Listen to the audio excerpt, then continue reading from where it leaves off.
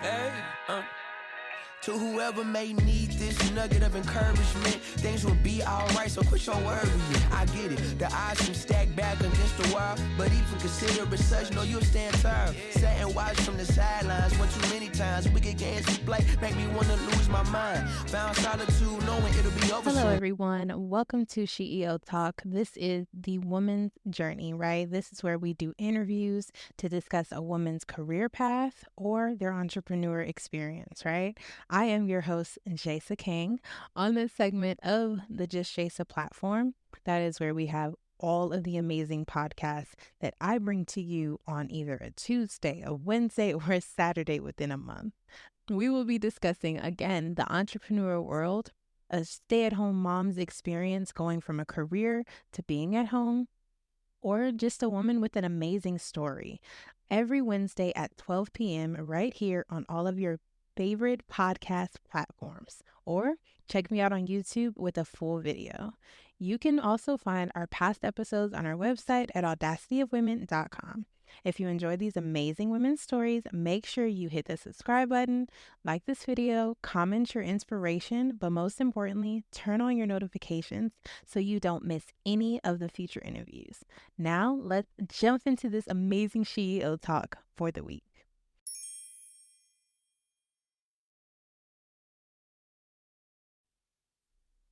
Hi, everyone. Welcome to Just Yasha. As you know, on Wednesdays, we do our SheEO Talk. And this is where we go through a woman's journey, whether that's on a career professional side, or we're going to touch into some entrepreneurial journeys, okay? So today we have the amazing Yasha. I'm super excited to talk to her because we're going to be jumping into education. We're going to do finding your passion. We are going to talk about things that just make being a woman just so intriguing, right? So I'm super excited. I'm going to let her introduce herself and tell us a little bit about her background before we jump into our topics, all right? So again, thank you, Yasha, for joining me. Thank you so much, Jason, for having me. As you stated, my name is Yasha Chapman, and I like to describe myself as an empathetic problem solver who is driven by both passion and purpose. And so that sums me up pretty well as a person, in my personal life, and of course in my professional life as well. And so I have a background in education. I've been in education for over 10 years. And so I've served as a classroom teacher, a tutor, a curriculum coordinator, as well as an instructional coach. And I have recently, within the past year, taken the leap of faith and started my entrepreneurial journey. And I am now a CEO of my own educational consulting company called Elementary Education Evolve, where our mission is to close academic gaps for Black and Brown students and to increase teacher retention. I love that. So first, just a little background on me. I was a teacher. Okay. That was my first full career. I only did it for 2 years though. Okay. Kudos to you. Kudos to you. Cause it's crazy. I felt so bad watching these kids, right? You see them go through the hardest point, especially right after COVID. Everything is put on COVID, which I get. It was a complete stop in education. But it doesn't take away the fact that one, parents aren't present, and two, we're not equipping our students with the skills and tools they need in order to move forward. And then they look at the teachers and expect you to just make miracles. And I wasn't there. Okay. Yeah. But I do have my master's in elementary education, and building that curriculum for our children of color has been my goal. So I am super excited to dive into this interview because that is exactly what I want to do. I love that. Cool. Well, hopefully I can persuade you to get back in the classroom too. We'll see. But no, Black teachers are absolutely needed and are super imperative and important to the success of children of color. They have to see representation. And so, but I definitely get the struggle and the challenges. I'm with you. I'm there with you. Unfortunately, I hear that a lot and I see that a lot, which is a part of my journey, which is what led me to step out and start this company, start this initiative, because so many teachers need that intensive support. oftentimes we're given like a mentor, Mm-hmm. a building mentor, or we may have an instructional coach depending on your district's budget. But that mentor, like the level of support is limited because they have their own Yeah. workloads. And then if you have a coach, some coaches are split between campuses. Some coaches have a cohort of 18 to Yeah. 20 plus teachers. And so especially newer teachers that have 0 to 3 years of And experience, they oftentimes just get like the bare minimum. And so to help combat that, I offer yeah. full-time intensive support. So we do like professional development training that is strictly So, customizable to what that teacher needs. Because every teacher does not need the same professional development training. okay. One might need help with lesson planning while Mhm. one may need help with classroom management. And so I would cater my Yes. tips and strategic planning and all of those things around that specific area related to whatever that teacher needs to work on. And so it's more of a one-on-one approach. Like I said, it's more customized and it's more tailored to fit the need of that teacher so that they feel fully supported, so that they Mhm. are equipped, not told what to do, but shown how to do it. And you Yeah. have a partner to walk through it with you so that you don't have to go through all of these, the roller coasters of emotions that come with being an educator. Mm. Ooh, you better preach, honey, because yes, Yeah. yes, I love that. That is so key because it as a first time teacher, that's exactly what I was thrown into, and I had students with EIP. So Mm-hmm. I don't know how to do that as a first year Right. teacher, and again, Right. you you need like a full year, at least in my experience, a full year on lesson planning. You Yeah, just do because it's you do. not easy. And then you have to differentiate. You have to go through all these different steps and you're learning your Yeah. kids. It's a lot. Yeah, So I, it is. yes, commend. That's a commend. I love that. So tell me about your entrepreneurial journey. What is something that you ran into as a challenge, right? So you're jumping into it after being a teacher. What was a challenge you faced? On this journey, I would say one, I believing that I could do it. Oh, Although I had mm, a lot of data to back up my evidence of being effective. Like I said, yeah. I've performed in many different roles. And so I have the data from Mm, each role to highlight the right. level of effectiveness that I was able to bring to that organization. But there was still like the sense of self doubt. Just stepping out on my own, not the security of having a Mhm. dependable paycheck, not knowing, Yeah. where my funds are going to come from, and sometimes stepping outside of your Yeah. network. I'm also a military spouse. And Mhm. so I started this journey in a brand new state where nobody knows me. Mm, Right. And so that yeah. that in itself, I've run into those challenges and obstacles where people say, well, I know we need the help, but I'm not necessarily familiar with who you are. And so having to become more, I'm also Mhm. introverted. So having to become more extroverted and putting myself out into spaces Yeah. that I normally would not do, but I also have a Mhm. more laser vision focus of why I'm doing it. And I know that it's because our Mhm. Black and brown students desperately need somebody like me. I know that teachers Yeah. desperately need somebody like me. And when I think about that, fear plays no role in it. I can't be scared. I can't be afraid. I can't be Mhm. timid. I can't be hesitant. Yeah. I have to move and I have to do so urgently. And so that's been an obstacle, but that's also how I've overcome the obstacle with the mindset of if not me, then who?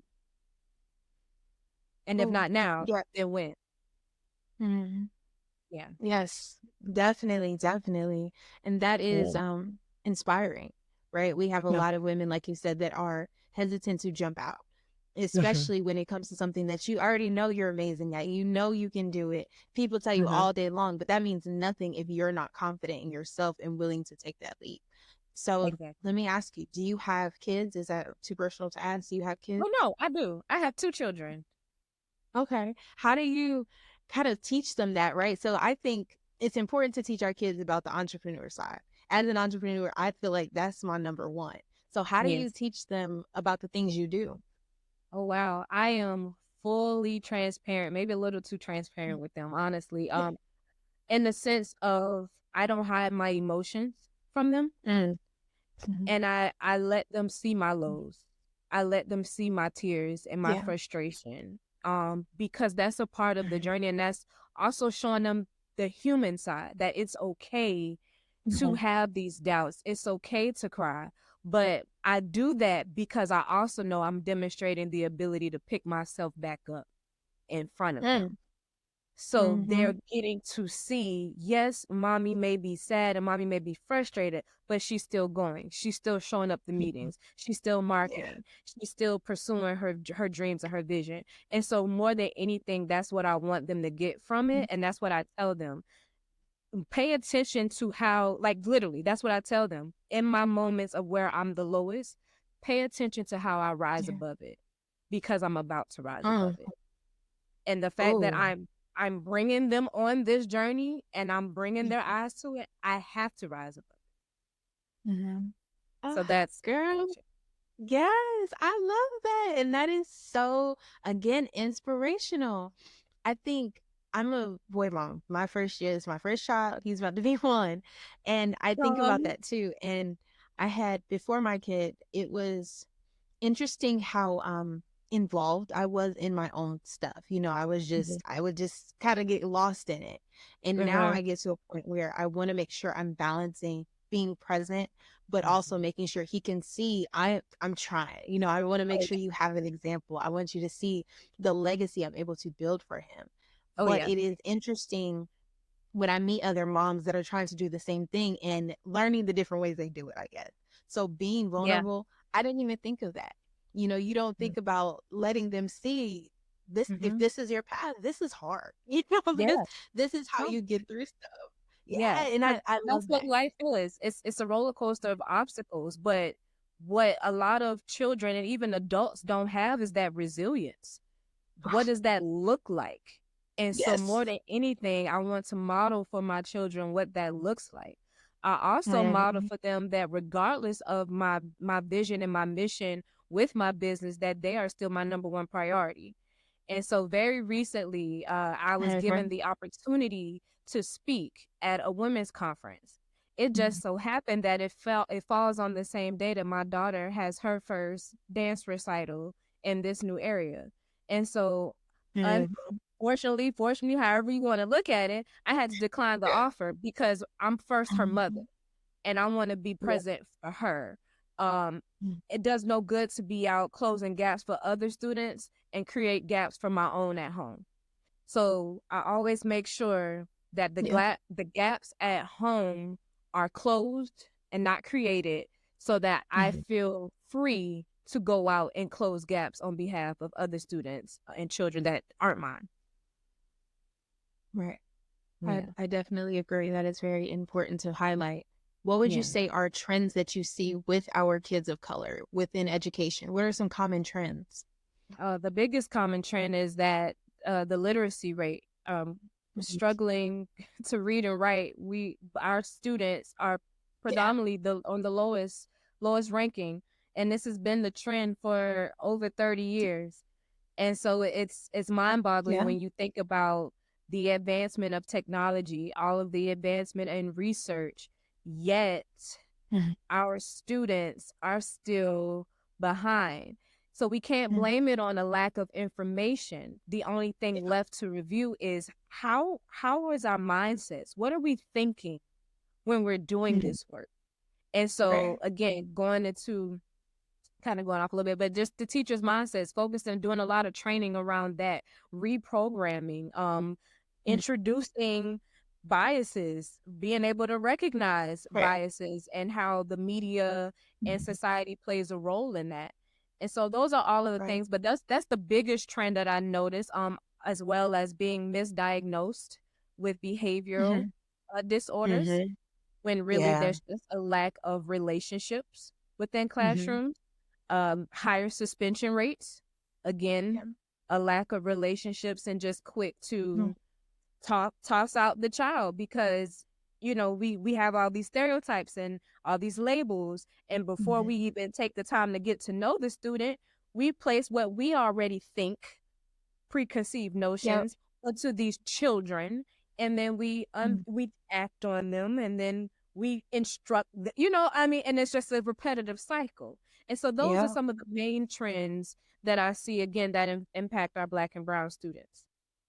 And that is so valid. And again, I'm not ashamed to admit, I know going into my first year, I had pre-K. That's where I started. I started with pre-K.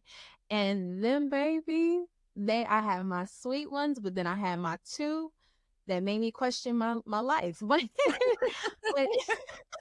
You get but close. after, and Yeah. after I got to the point where I was like, I love that little baby. They want so many different things, and you go into it and you hear all the different rumors, like, oh yeah, that's the bad kid. Oh, that class is really hard to deal with.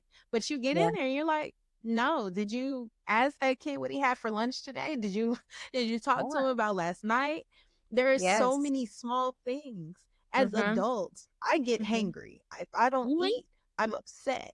Exactly. I can only imagine what these babies are feeling. And again, I know within my first 2 years, that was really rough for me because I had to kind of step out of myself and Mm-hmm. put myself in their shoes. And that is huge in education. Oh, Jason, Girl. that's so key that you said that. You have to step out of your Mm, shoes and yeah. put yourself into theirs. That is Mhm. empathy personified. And that is Yeah. a strong component that is missing from our teachers in Mhm. education. The lack of empathy and being able to understand and connect or relate to what somebody else is going through. Not even with Yeah. children, but even as adults in our society, that seems to be a thing that we're struggling with as well. So you can only imagine, it's unfair to let that trickle down to children who don't even have the words to articulate what it is that they're feeling. We have the words to Yeah. articulate, that I'm hangry. Mhm. I can't listen, I can't focus because I'm Yeah. hungry. But a child that's 4 or Mhm. 5 just knows that they're hungry. Yeah. They don't necessarily know that this is Mhm. impacting their ability to sit still, or why they just want to Yeah. talk out, or why they have an attitude and may be defiant and completing the work. Yeah. So those are the same things. They don't have all of the tools. They don't have the Mhm. skills. So it's our job as educators to Mhm. teach them those skills. And that happens when you are able Mhm. to step outside of yourself and demonstrate empathy, for sure. I love that. Tell Mm. me how you got into education, right? So 10 years, that's a long time. And again, Yeah. within the current climate, that's even more interesting that you stayed. So tell me about that. What was your journey? Whew. So I initially was a pre-pharmacy major. I wanted to be a pharmacist. And I know it's funny. Like, how did you get over here? But I have been an honor roll student my entire life, from elementary, middle, high school, and then I get to college. I'm this chemistry pre-pharm major, and I start failing. This is the first time, and I'm like, what is life right now? Why am I failing? Maybe this isn't the path for me. And there were also Mhm. language barriers and other things that played a part. But anyway, I took some personality tests and they kept pointing me in the direction of an elementary teacher. And so Mhm. I got with my school, Valdosta State University, shout out. And they orchestrated to where I was able to go and shadow another school. And I went into this classroom. It was a third grade classroom. And I remember I was helping the students. And this one little girl asked me if I could be her mom. And when I asked, Oh, why do you want me to be your mom? She said, because you help me with my work. You help me with my schoolwork. My mommy oh. doesn't help me. And Mhm. legit, at that moment, it was like light bulb off, Yeah. curtains closed. This is it. I'm doing this for the rest of my life. I will get out of my bed and come Mhm. work for free for her and for Mhm. anybody else that looks like her. And that's when I realized Mhm. that that was my passion, because they say if you find something that you're willing to do for free, you'll Mhm. enjoy it for the rest of your life. And that gives me more fulfillment than a paycheck, which is why I didn't Mhm. go into education for money. It's the Mhm. knowing that I am a part of this child's journey Mhm. forever. I'm laying the foundation for their life. And I say that because I'm gonna challenge you. Most people don't remember their middle or their high school teachers, but they remember their elementary school teachers. And I wanted that type. I'm a little selfish in that way. I wanted to be remembered forever. I wanted to make sure that, again, their foundation was strong, so that as they move through the preceding grades, that they had a good solid foundation to build upon. And so that's what led me into education. That is so sweet. I would have bought her everything in the little store. What do you need? That is so sweet. Yeah. Truly, truly. I was sold. It's like whatever I need to do. And so like some teachers run away from Title I schools or urban areas. I run to them. Yeah, that's where we're needed. And it's Yeah. interesting because I say I hated the classroom, but I love that what you described, the relationships, the Mhm. knowing that when you get there, they're looking for you. You know, Yeah. they're looking for that bond. You're probably the best conversation they have all week long. Yeah. And it Yeah. is difficult. And I think like for me, my biggest obstacle was administration and the team culture within the school. It wasn't very good. And Yeah. that, as again, as a new teacher, just pushed me away completely. I went from being bubbly to wanting to come to work. Like I would get dressed to my second year, people are asking me what's wrong. And I'm Yeah. just like, I've lost my spark. I've lost my joy. My kids, yes, they bring me joy, but I'm here with people, adult, that act like they just hate me. I don't even know you from the slice of bread. So it's just Yeah. like, what in the world? But Yeah. it's that's amazing to keep that joy and remind other teachers. I do think that that's definitely important. Yeah. Ooh, You always you have have to to. have me. One thing that helped me, because I've definitely been in environments like similar to what you described, and a motto that I live by is to be a thermostat and not a thermometer. Mm-hmm. So a thermometer picks up the temperature. Yup. So of course you could be in a Mm-hmm. great mood, but you walk by somebody that's in a bad mood and they won't speak to you, then all of a sudden that rubs off on you. Now you walk around and you got an attitude and you don't even know why, because you woke up fine. Whereas a thermostat, it sets the temperature. That means everything else around me has to adapt to my mood. Regardless of Yes. what you have going on, I'm still going to speak. Good morning. How are you? Yes. I'm here Mm-hmm. today. We're here today. Happy Monday. Happy Friday. And that's the mindset. Does it get old? Absolutely. I'm not going to hold you and lie, make it seem like everything's gravy. But it's just constant work and reflection of just being okay. One, it really comes with being okay with who you are and knowing who you are. Yeah. That, once you're anchored in that, everything else is just noise around you. And so when you're able to know who you are, get anchored in that and block that out, it's easier to remind yourself, I'm a thermostat. I'm a thermostat. And kids will gravitate to you. Your tribe will gravitate to you. And the people that are supposed to be in your environment will be. I love that. I'm gonna write it down. I'm gonna quote you, Yeah. but Go ahead. I'm gonna. Yes, I love that. Tell me about finding your passion, right? So, how would you help someone find their passion?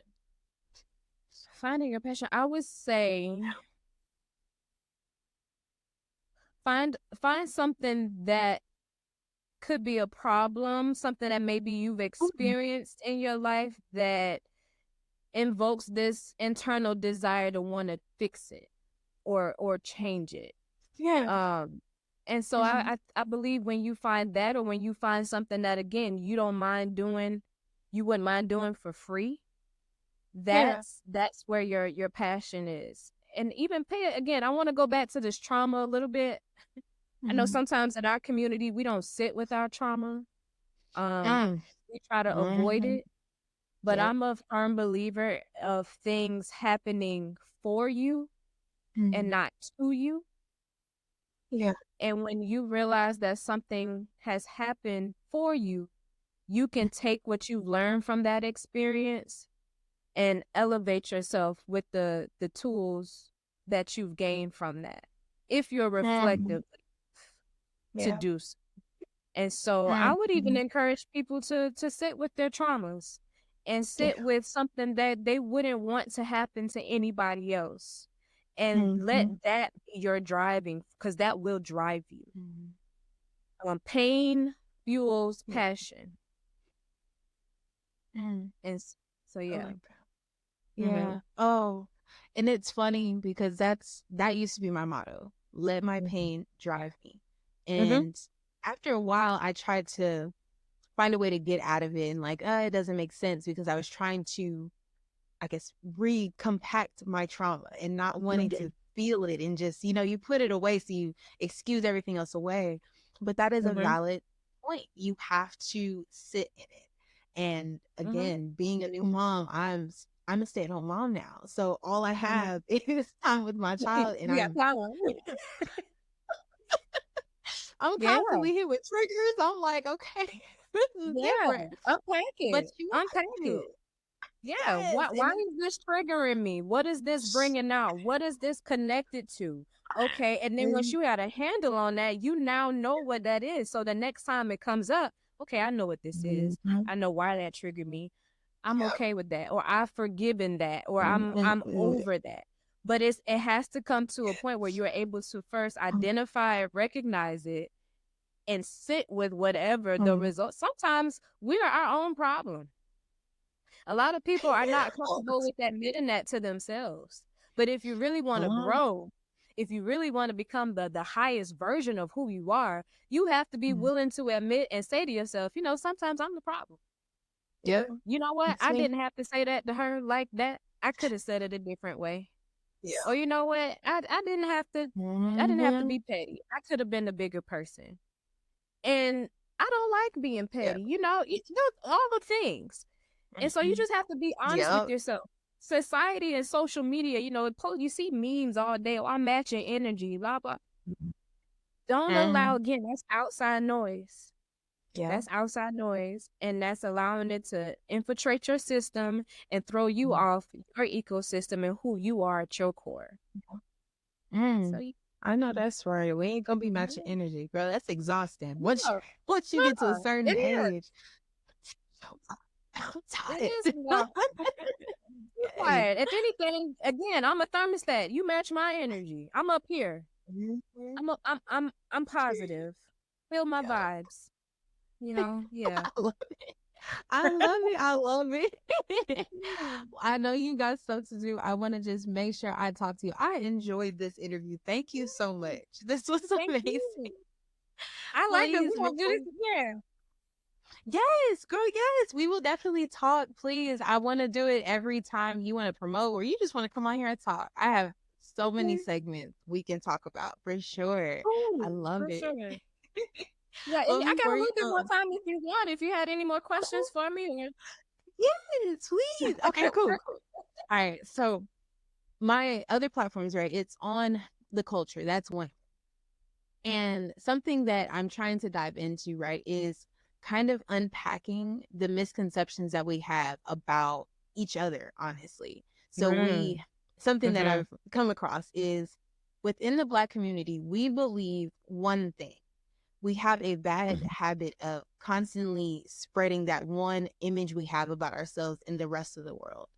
What are your thoughts, right? Obviously, that's very broad. So whatever comes to mind, but what are your thoughts on addressing that we're not, stuck in this box, that everyone is evolved and that there are so many different ways to live life? What do you think? What do I think of that?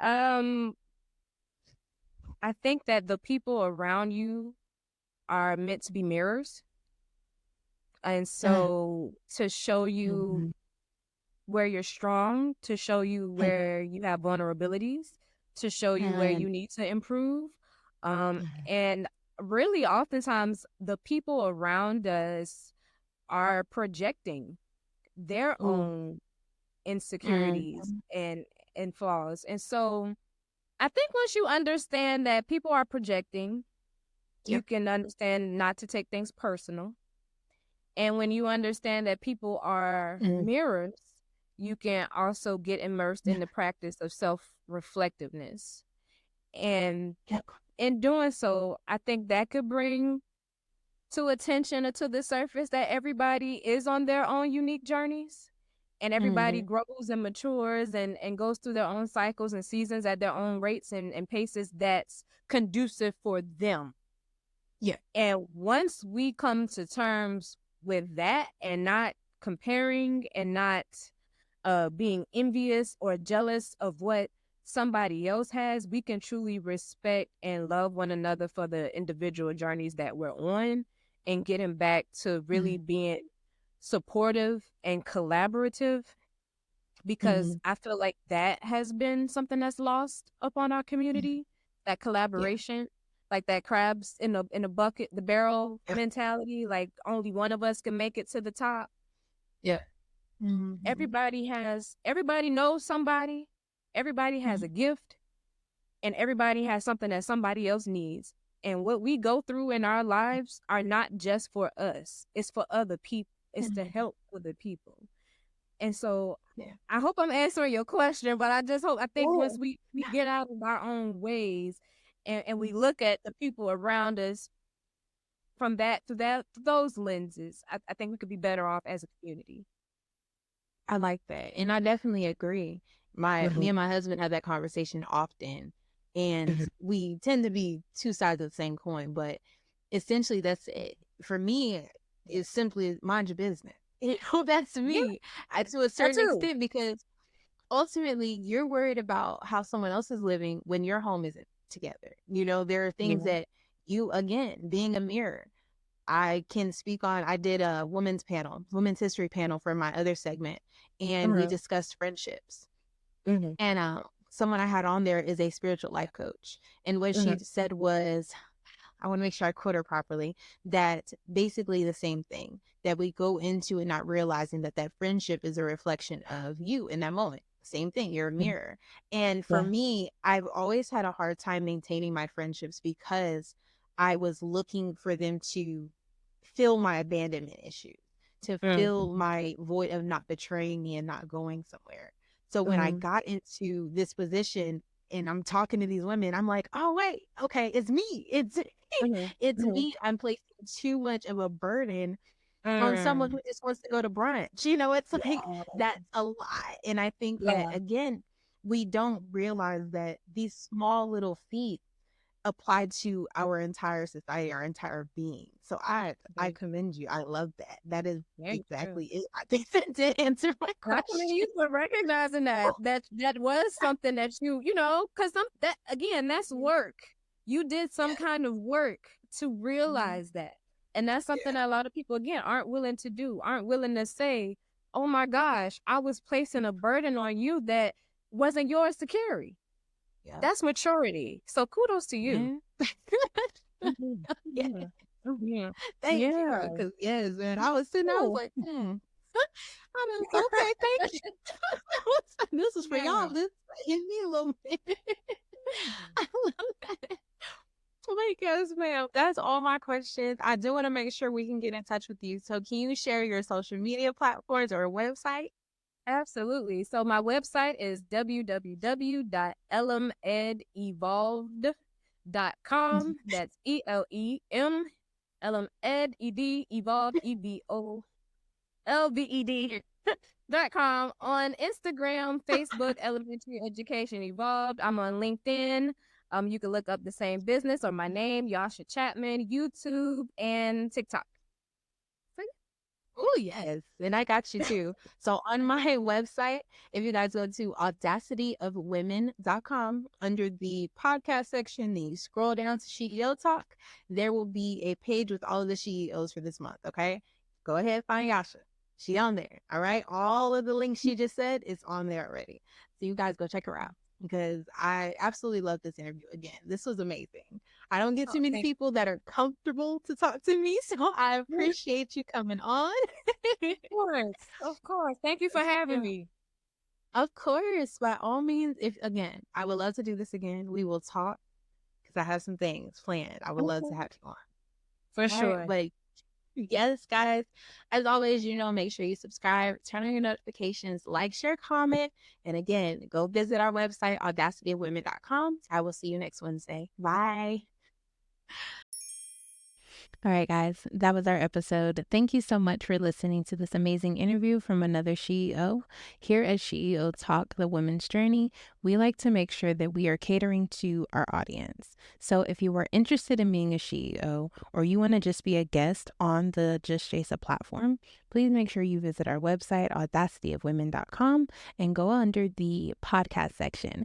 On that same section, you're going to find the sign up links. Go ahead and sign up with us to be a guest on any of the Just Jasa platforms, okay? That could be SheEO Talk, that could be Just Jasa Saturdays, or our new segment, which is Awareness and Heritage Panels. And lastly, our biggest one, which will be coming now in May, Contrary to the Culture. So make sure you go ahead and sign up. I would love to have some new guests. But before you go, thank you so much again for watching or listening, depending on your platform. Make sure you like, share, comment, but of course, subscribe to all of our channels on our platforms, as well as turn on your notifications so you don't miss any future interviews. Thank you so much. I'm your host, Jasa King. Until next time. Hey, to whoever may need this nugget of encouragement, things will be alright, so quit your worry. I get it, the odds seem stacked back against the wall, but even consider it such, no, you'll stand tall. Sat and watch from the sidelines one too many times. Wicked games we play make me wanna lose my mind. Found solitude knowing it'll be over soon.